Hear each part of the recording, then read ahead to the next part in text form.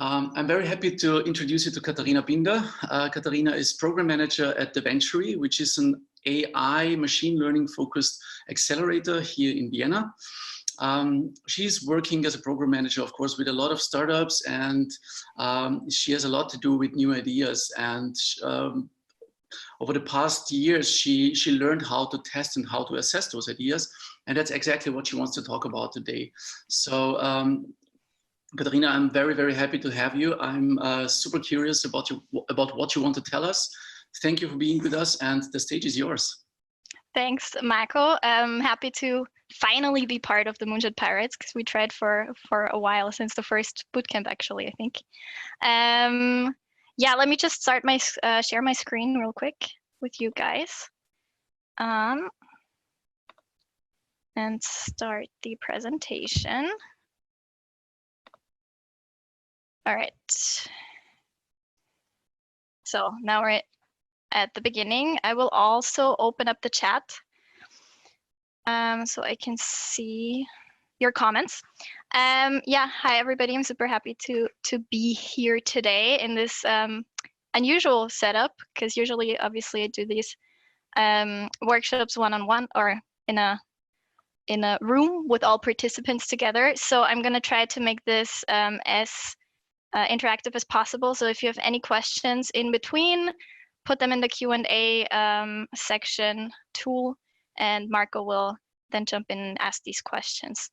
But before we get started, I wanted to ask you right away, are you currently working on any ideas yourself? Are you thinking of, I don't know, improving something? Let me know. I'm curious to see. And yes, I mean, Marco already introduced me, but I'll do it again. I'm program manager at the Ventury for our accelerator program Elevate.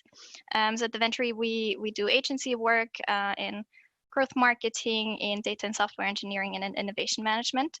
And we work with startups and with big companies, with corporates. And we also have the accelerator program that combines all our services for startups who are in the machine learning area. I also volunteer at Austrian Startups. I'm going to say more about that in the end of the webinar. And I'm a crazy dog and plant lady. As you can see, there's some plants in the back here. And I love Estonia. Estonia is a great country. Maybe don't go there now, but maybe in the future. And yeah, as I said, we work with startups and corporates at the Ventury, which means that I, yes, get to see a lot of cool new ideas, work with very young companies who are just starting out from all over the world. So we worked with a Brazilian company, US companies, Indian, Chinese, like European, obviously, but like all over the place. It's very exciting and it's very energizing to work with these. But on the other hand, we also work with quite big companies on their innovation projects. And actually, startups and these innovation projects are quite similar. So we'll talk about that in a bit as well. Okay, so the topic for today is starting the right way, how to assess and test your ideas in business, school, and private life.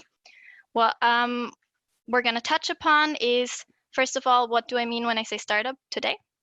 Why startups and ideas fail. And we will talk about the MOM test, basically a tool how you can right away when you have an idea, test it by talking to people. I will just check out the chats. Plant lady Juan, hi Juan. All right, so let's first start with a definition of a startup by Eric Ries, a smart guy who wrote a book called The Lean Startup. He says a startup is a human institution designed to create a new product or service under conditions of extreme uncertainty. And that means that when I say startup today, I mean, yes, I mean startups, very young companies who have innovative ideas. I mean innovation projects and big older companies, but I also mean improvements that you do in your everyday life, things that you see, problems that you see that you want to change. I don't know, for example, in school, I remember when I was in school, at some point, somebody pointed out that the school cafeteria was just selling unhealthy stuff, and we could improve this by selling more healthy snacks, for example.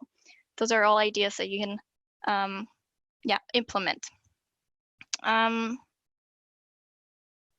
what all these things have in common are two things. So first of all, they happen in a highly volatile, complex, and uncertain world. So, if you start with a new idea, you don't know how it's going to go. You don't know if people are actually going to use it, if they need it. Our world is very fast-paced, so you have to be quick, and it's very complex, everything. So you can't really plan ahead. And the second thing is that we ourselves as founders or project initiators, we are full of biases. For example, we're overconfident. So we tend to overestimate the benefits of our idea and underestimate costs, for example. And we spin scenarios of success and overlook the potential for mistakes and miscalculations. Then we tend to conclude to facts from our own behavior, single observations, and that makes so much sense, you guys, because obviously you have an idea and you're super excited about it, and of course you're overconfident as well, because you should be the one to get other people excited as well. But then also you tend to to see your facts or your thoughts as the one single source of truth, or also what your friends think. And you don't really go out and talk to other people and see if there's a bigger market for it or a bigger user base, for example. And lastly, we're always looking for facts to confirm our beliefs, which also makes sense if we're excited about an idea and we're looking for facts that confirm these ideas, but we're not really looking into if our thoughts are if there's facts out there that confirm them. Sorry, it's quite warm now. I'll get rid of my scarf. By the way, guys, I can't see the comments, so Marco, you'll just have to tell me if something is happening. So yeah, and all these things that I just mentioned are why 90% of all startups fail, or these are some of the reasons why this is happening. And that's not because people are not good at building stuff, or because their solutions aren't well executed, or they're not good at developing something. It is because we don't look at the facts and we don't think about, do people actually need this? Do they have a problem that I can solve here? Is this the right solution to the problem? So we forget to ask ourselves this question, and also other people. And we forget that in the beginning, everything is just your own idea, and everything that you think is a fact is not. And we actually don't know anything in the beginning. Everything that your idea is based on are assumptions, and we call this the hypotheses. And in the beginning, your hypotheses are all you have, and you need to go out and find if these hypotheses are fact and if they are true.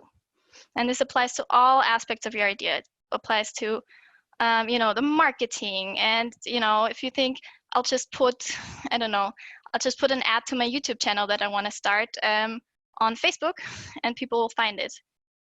Maybe not. And that goes for the solution itself, if that's the right solution to the problem you want to solve. It goes for the business model. But today we will focus on the problem, because this is what you want to start with. I am a strong believer in looking at the problem first, and then figuring out everything else. So Airbnb and Uber, for example, huge companies now, but they just had the problem in the beginning and they started solving it. And that's what got them so big. And that's also what's super, super empowering for you guys out there. It means that you can go out and you can look for problems. You don't have to have that one amazing creative idea that then gets you somewhere, but you can really start with observing in your, in your daily life, in your surroundings, where are the problems? And you can do that by talking to people. And please remember, when you're doing this, if you're going out to look for problems, you want to be a painkiller and not a vitamin. And this is why it's important to look at problems first. You want to find that pressing problem that people have, and solve that. You don't want to be a nice add-on, like the vitamin that we forget to take. You want to be that one painkiller that people have to take because the pain is so big. And there's this other smart guy, Steve Blank, who's the father of customer development. And he said, there are no facts inside your building, so get the heck outside. And I see this all the time, startups coming to us, and also corporates with their ideas saying, we had this great idea, help us build it. And when we ask them, have you checked with your market? Have you checked with your users, with your customers? No. And then, you spent, I don't know, half a year inside, and you're working on something, spending so much time on it and so much dedication and obviously excitement. And then you go outside and nobody needs it, nobody uses it, or just a bunch of people, and all this time that you spend on it was basically for nothing.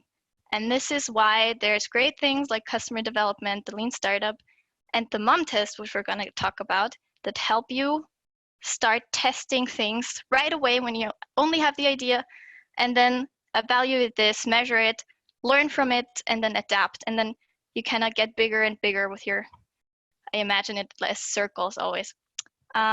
So yeah, there are no facts inside your building. Get the heck outside, talk to people.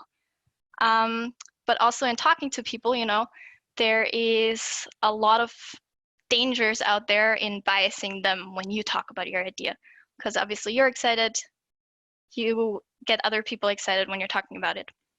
And we don't want you to be ignorant. We don't want you to bias people while you're talking about it. So we'll talk about qualitative testing today and how to talk to customers or your users and learn if your business is a good idea when everyone is lying to you, because people are lying to you. If you talk to your family or your friends, and okay, here's the story. Back when I lived in Estonia, we wanted to start a t-shirt company. It was called Shirt Happens, and we were so into the idea. It was basically about printing faces of people, so profile pictures of people onto white shirts. And people had to send in their pictures, and then we randomly assigned them a picture of a different person, and they would get sent this picture with that other person's face on it. And we loved the idea because we thought, look, this is so exciting. People will go start looking for each other.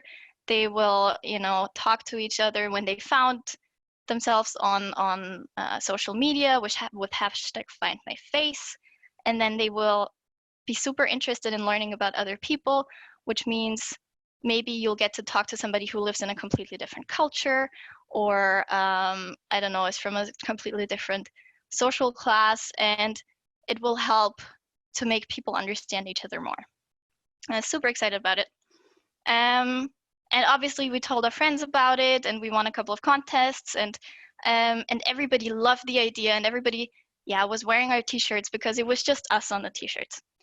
And then I got to the first person that I told about it, and they said, why would I wear somebody else's face on my shirt, somebody who I don't know? I don't want to do that. And all I said was, you're not our user group then. And I really that there was so much, there could have been so much potential in this conversation that I could have had with this person to understand, okay, what are their concerns?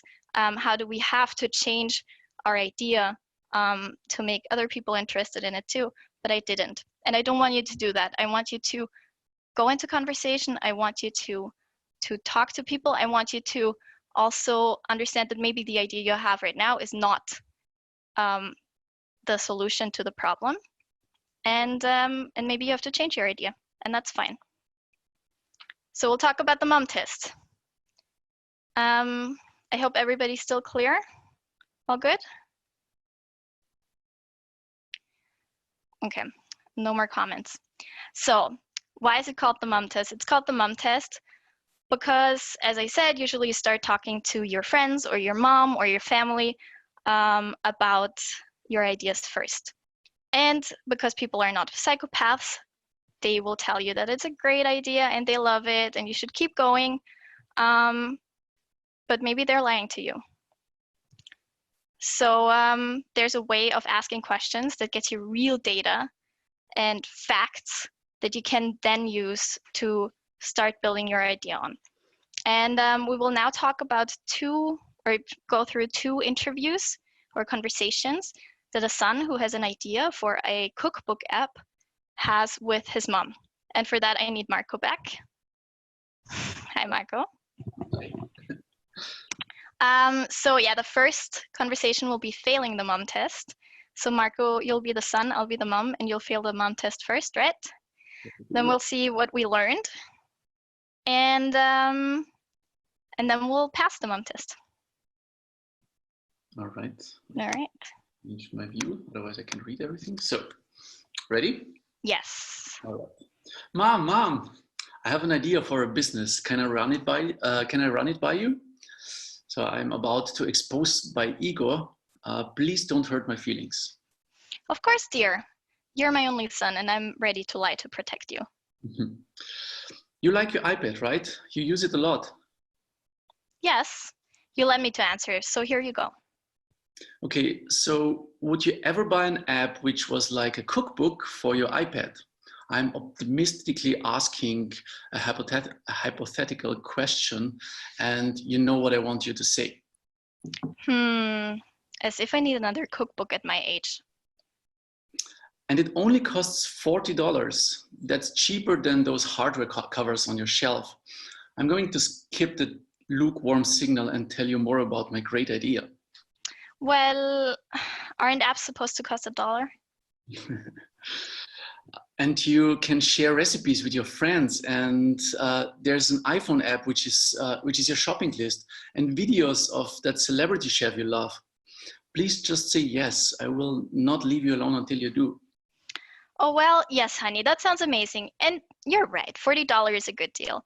Will it have pictures of the recipes? I've rationalized the price outside of a real purchase decision, made a non-committal compliment, and offered a feature request to appear engaged. Yes, definitely. Thanks, Mom. Love you. I've completely misinterpreted this conversation and taking it as validation. Won't you have some lasagna? I'm concerned that you won't be able to afford food soon. Please eat something. Okay, so what do we just find out? Usually the other people in the workshop would talk to me now, but basically we didn't find out anything. The son now thinks that he has a great idea and people would buy it because his mom said, yes, it's a great idea and $40 is fine, so I will price it at $40. I might now, as the son, or Marco, will go back to his room and work on this app and spend a lot of time on it, and then release it, and nobody will be interested. So a much better, though more painful way to get information is the other way of asking questions. So Marco is back. Hey Mom, how's that new iPad treating you? Oh, I love it. I use it every day. What do you usually do on it? Oops, we ask a generic question, so answer to this probably won't be terribly valuable. Oh, you know, read the news, play Sudoku, catch up with friends, the usual. What's the last thing you did on it? Get specific about examples in the past to get real, concrete data. You know, your father and I are planning the trip. I was figuring out where we could stay. I used it both for entertainment and utility, which didn't come up during the usually answer. Did you use an app for that? A slightly leading question, but sometimes we need to nudge to get to the topic we're interested in. No, I just used Google. I didn't know there was an app. What's it called? Younger folks use the App Store as search engine, whereas me, the mom, waits for a specific recommendation. If that's true more broadly, finding a reliable marketing channel outside the App Store is going to be crucial. Where did you find out about the other ones you use? Dig into interesting and unexpected answers to understand the behaviors and motivations behind them. The Sunday paper has a section on the apps of the week. The Sun can't remember the last time he cracked open a paper, but it sounds like traditional PR might be a viable option for reaching customers like me, the mom. Makes sense. Hey, by the way, I saw a couple of new cookbooks on the shelf. Where did those come from? Business ideas usually have several failure points. Here it's both the medium of an iPad app and the content of a cookbook. You know, they're one of those things you just end up getting at Christmas. I think Marcy gave me that one.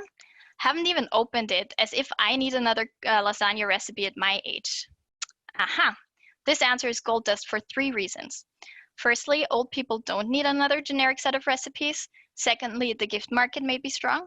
And thirdly, younger cooks may be a better customer segment since they don't yet know the basics. What's the last cookbook you did buy for yourself? Attack generic answers like, I don't buy cookbooks, by asking for specific examples. Now that you mention it, I bought a vegan cookbook about 3 months ago. Your father is trying to eat healthier, and I thought my veggies could benefit from a pinch of sass. More gold. Experienced chefs may still buy specialized or niche cookbooks. Thanks, Marco. You're welcome. So what did we find out now? We found out a lot of stuff about potential marketing channels. We found out stuff about customer segments, and yeah, special features, for example, for the cookbook. So we didn't once mention the idea, but we asked about the life of the mom. So how did we pass the mom test? 3 rules that you might have noticed already. We talked about the mom's life and the usage of apps of her tablet in her daily life. We also asked about specifics. So if you remember, we when Marco asked about what do you usually do on it, it wasn't very specific, but then he got more specific about the past, and that's what he got him very valuable answers. And the 3rd rule, talk less and listen more. He just listened, he didn't talk about the idea. So basically, if you talk about the other person's life instead of the idea, you basically have done 80% right of the mom test and of how to ask questions. Yeah, talk less and listen more. You'll realize that people love talking about themselves and their life, and it's super easy to get them to talk. So for example, a couple of weeks ago, I did a couple of customer interviews for a corporate client of ours. So I went out to a bunch of their branches or their customers' branches, shops, and I told them, you know, I want to learn about your daily life. I don't know a lot about it. That's good. You just, you know, tell me whatever you want to tell me. I had some questions prepared, obviously. But it was so interesting. We always planned for 30-minute sessions or interviews, conversations. And I ended up staying there usually over an hour because they had so much to tell me. And I always got really valuable answers that we could then use to build new solutions based on that. So I also want to tell you quickly about the types of bad data that you can get from these interviews that could then lead you to believe things that are not true. Just getting water quickly. So you can use these types of bad data as like signal words. So as soon as you're in a conversation and you kind of realize, oh, I'm getting these kinds of bad data right now, I either ask the wrong question or I just need to kind of ask follow-up questions. And if you're trained to do that, really helps you a lot in these interviews, conversations. So the first one would be compliments. most meetings or most conversations, when you talk about your idea, it ends in, sounds great, love it. Come back to me in a couple of months when you have the solution, and then we'll look at it. What does that mean? Maybe it means they want to get rid of you. They don't want to commit to anything right now. It's definitely not a good compliment. Yes, a good sign. It does feel great in the moment. Obviously, who doesn't want to hear that they're onto something and that it's a great idea? But in the mom test, they call it the fool's gold of customer learning: shiny, distracting, and worthless. Yes, it makes you feel good in the moment, but 6 months later, when you have developed that thing that you thought everybody loved and nobody's buying it, then it will make you feel really shitty. So yeah, it's most probably a false positive, and you should always value facts and commitments over compliments. Why do you get compliments? Usually because you pitched your idea, which is what you shouldn't do. You're exposing your ego, and then people want to make you feel good, and they will tell you it's a great idea. So how do you save a situation like that? It's completely fine that, again, you got excited about your idea, you kind of wanted to tell somebody else, so you can just say, oops, sorry, I got too excited about the idea, I was pitching for a moment, but actually I really liked what you said before. Can we go back to that? Again, talk about their life instead of your idea. The second type of bad data is fluff. Always makes me think of marshmallows or something. But yeah, fluff comes in 3 cuddly shapes. Generic claims, so something like the mom said, I usually do this and that on the iPad, or I never buy cookbooks, for example. Or future promises, I will, oh, of course I will buy this. Sounds good, $40 is fine. Or hypothetical maybes also, I might buy this. Yeah, I mean, I could look for a solution to my problem. Stuff like this. If generic claims come up, you can always ask a follow-up question and ask about the last time they, used the cookbook, for example. Or when was the last time, yeah, you did this and that. And then they have to get specific about it, and it tells you how often this problem occurs, or how often do they use the iPad, or, whatever. And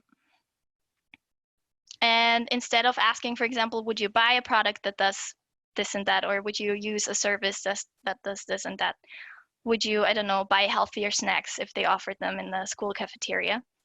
Then people can only, they don't know what's going to happen in the future.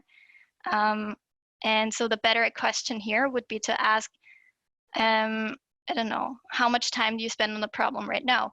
Are you, I don't know, are you leaving school to go to Bille to get healthy snacks, for example? I don't know. How much time are you putting into solving this problem? And that gives you an indication of how important the problem is, and how big it is, and how much they want to solve it. Helps you understand if you're a painkiller or vitamin. And the third type of bad data are ideas. And that's, future ideas are going to come up in a conversation. If you ask people about, I don't know, specific problems that they're having, then of course they want to show that they're experts in their field too, and they want to come up with feature requests.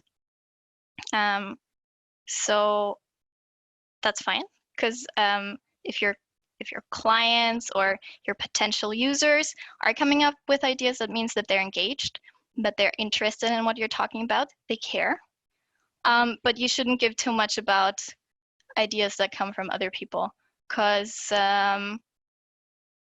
you should look for the root cause, the root problem, and not for the ideas that they're coming up in the moment. So there's a story of some people in a financial department. And these people had to send emails to each other all the time, like a couple of minutes, saying, hey, I need this Excel file right now. Please close it, save it, so I can open it. And when they were asked by a guy who developed a tool for them what they wanted, they said, hey, we want a chat function so we can quicker, like, send messages to each other quicker, and we don't have to send emails all the time. And when he kept asking why they want this chat feature, he started understanding that, okay, they have a problem with their Excel files because they have to save them all the time and close them, and they can't work on it together at the same time. So that's how they came up with Dropbox. I'm not sure if you still know Dropbox.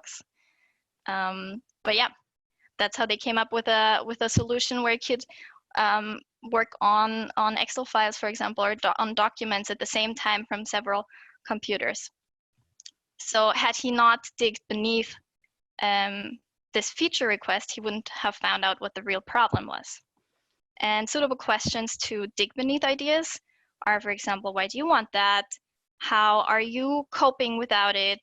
Do you think that we should push back the launch of what we're developing now to solve another problem for this feature, for example? Or also just how does that fit into your day, that thing that you're asking for? And always remember, they own the problem. They know about their problem best, but you own the solution. You're the one who can get creative and think about, okay, how can we solve this? And another thing, it's okay if you pitch your idea in the end of the interview or the conversation. Once you figured out, you know, once you got a glimpse of what their problems are, of what they're dealing with, then you can pitch your idea and can ask them if they would like to know more when you have more to show. That's a great way to already getting a user base or a customer base or whatever you're looking for. What time is it? Okay, we have a bit more time. So I would quickly talk about top 3 reasons why conversations like that can go wrong. It's firstly being too formal. So if you kind of have your questions written down and you go into a conversation and you cannot just read the question from the paper, that's a bit stiff, I would say. So the more of a conversation it is, the better. And when I, for example, when I went to these stores a couple of weeks ago, I would go in a bit earlier. I would just watch how people are interacting there with the customers.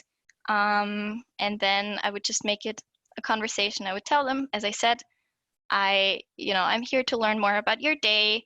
Please be as open as possible. I will keep this confidential, but yeah, I'm just interested. And I want to help you by you telling me how your day looks like. I can create better solutions for you. And it was always just a really nice conversation. Sometimes we had coffee, sometimes it was just me standing in the store watching them work and like talking every now and again.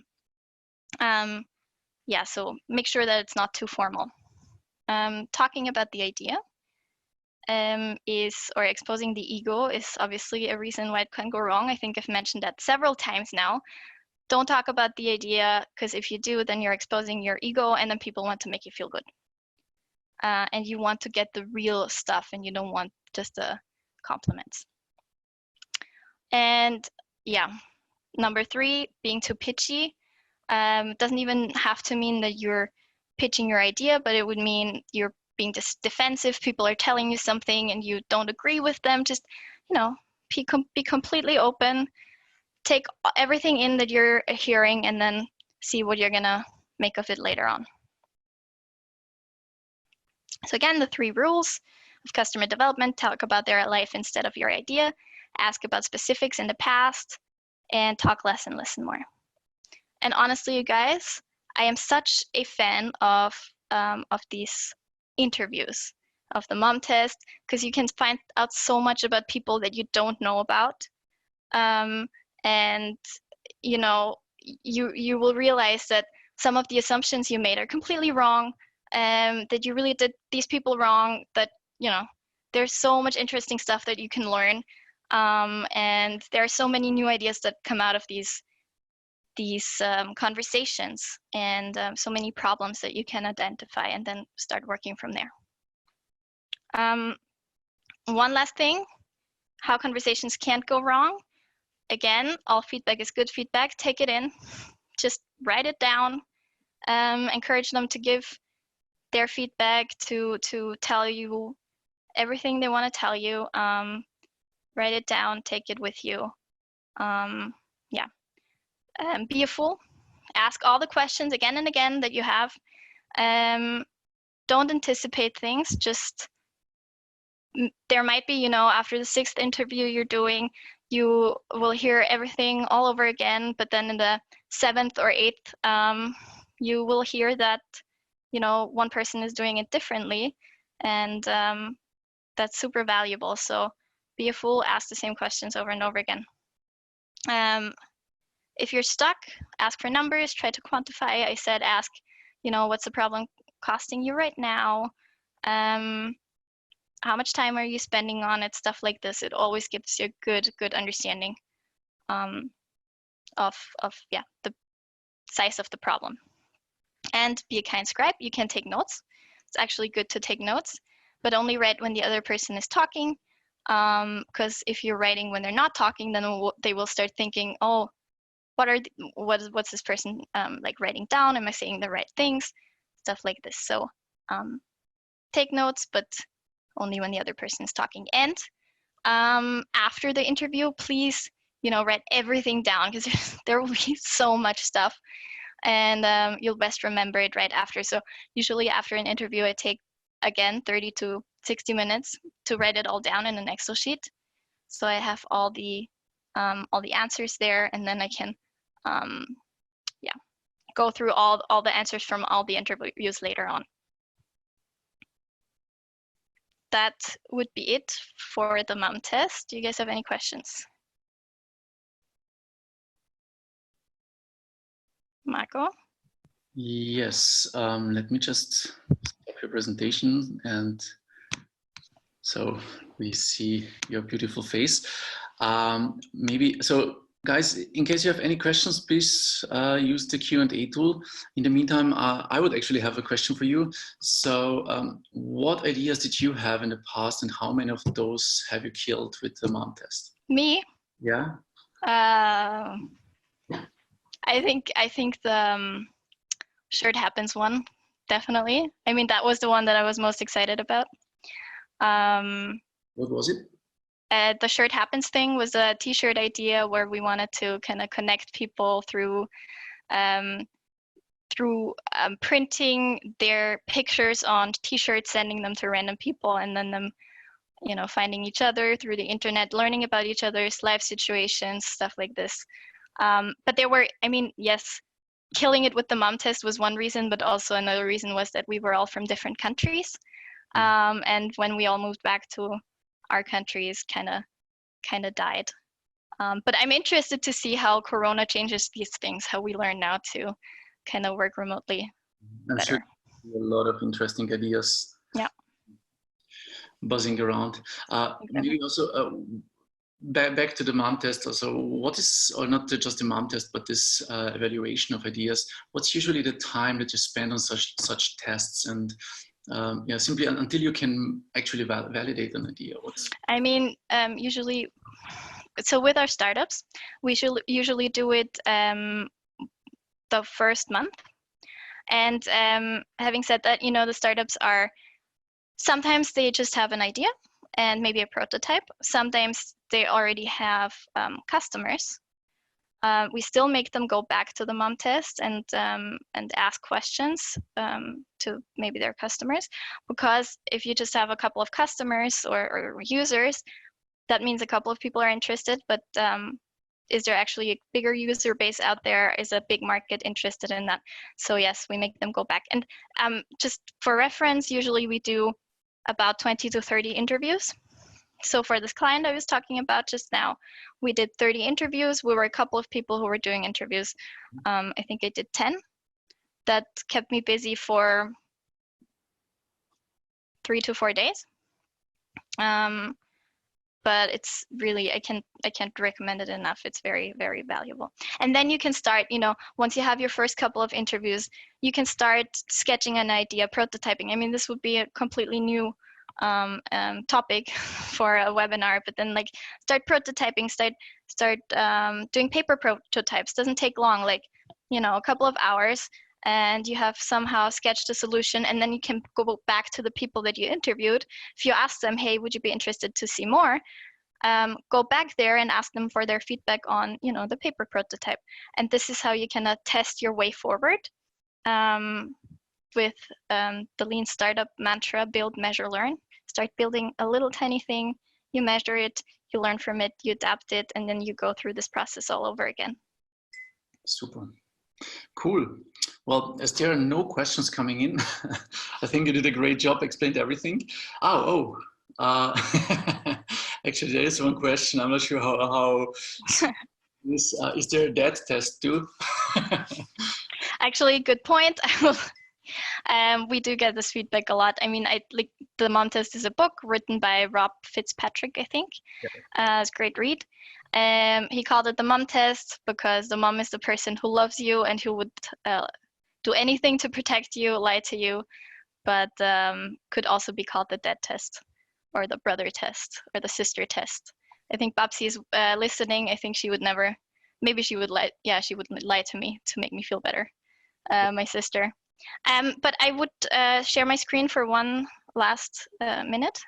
So yeah, to kind of give you more input, or where you can, you know, what you can read, where you can kind of learn more.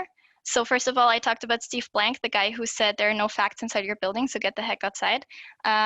He started something called the customer development. So that basically what I talked about, the Mom Test, is a tiny, tiny little part of the customer development process where you start talking to people and then you get bigger and bigger, and you can scale it. There's the Lean Startup by Eric Ries. So this whole idea of build, measure, learn. It's also a book that you can read. Obviously the Mom Test. And there's a great tool for, as I said before, if you start your idea, you have a lot of assumptions, but you don't know anything, basically. So you can start something called the Lean Canvas to kind of state your hypotheses, to write down your assumptions in a very structured way. It takes you through everything from the problem, solution, the customer segments you think you have, the channels that you want to use to reach people, revenue, costs, all these things. And it helps you to write down in a very quick way everything that you're believing, that you're assuming, and then you can go for there, and everything that's on there are your hypotheses, are your assumptions. You can go from there, pick your most critical ones, and then go test them, for example, with customer development interviews that pass the Mom Test. As I said, thank you very much. Thanks for sharing. Thanks for your insights and you know, your experience with working with startups. I think it was very valuable for those who have actually ideas, who want to start building your own things. And this is also something that we are empowering with Moonshot Pirates. You know, we want young people to simply go out, have ideas, start creating something, also experience this beauty of developing your own ideas and turn them into something tangible. So thank you for being with us today, and everybody else, thanks for being here. And I'm looking forward to see you on one of our next webinars. Take care. Bye-bye. Bye.